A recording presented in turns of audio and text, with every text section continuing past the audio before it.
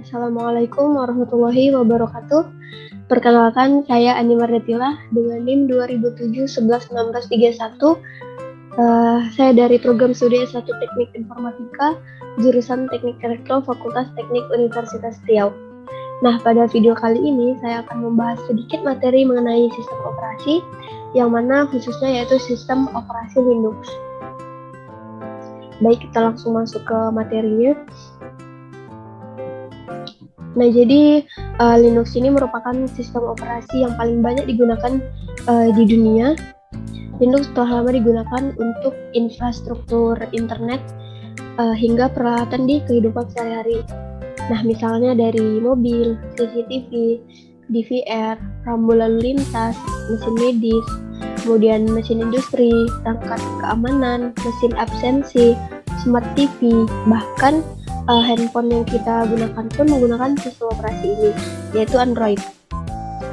Nah, Linux ini sudah ada dari akhir tahun 1990-an, dan sejak saat itu Linux banyak digunakan untuk menghidupi internet. Yap, perangkat infrastruktur internet sebagian besar menggunakan Linux, mulai dari router, switch, server, semuanya menggunakan Linux. Nah, untuk saat ini Linux adalah sistem operasi yang paling stabil, perkembangannya cepat, open source, bebas digunakan, sangat aman dan juga gratis. Nah, jadi sebelum kita masuk ke materi yang lebih lanjutnya, kita harus mengetahui terlebih dahulu apa sih sebenarnya sistem operasi Linux ini.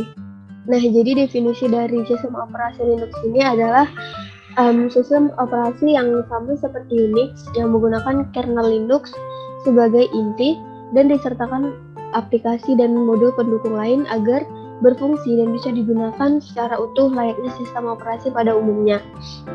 Nah, sistem operasi ini bersifat bebas digunakan dan juga open source, sehingga bisa dipakai dan dikembangkan ataupun dimodifikasi oleh semua pihak secara gratis. Bagi kalian yang belum tahu apa sih sistem operasi itu, nah jadi sistem operasi ini adalah perangkat lunak yang bertugas untuk mengelola sumber daya atau resource dari komputer sendiri.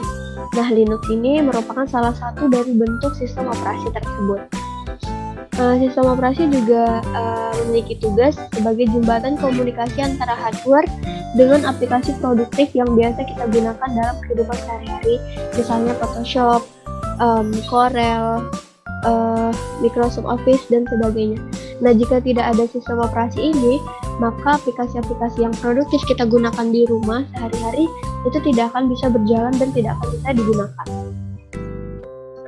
Kemudian selanjutnya ada yaitu sejarah Linux.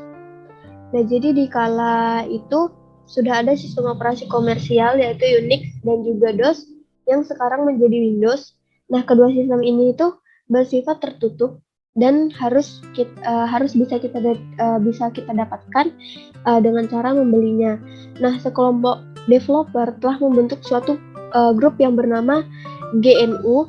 Nah, grup ini tuh sebagai wadah untuk membuat sistem dan aplikasi yang bebas digunakan dan open source. Jadi semua komponen yang telah selesai dibuat dan hanya ada satu komponen yang belum terselesaikan, yang belum berhasil mereka buat, yaitu kernel yang nantinya akan menjadi jantung dan inti dari sistem operasi open source yang mereka idamkan tadi.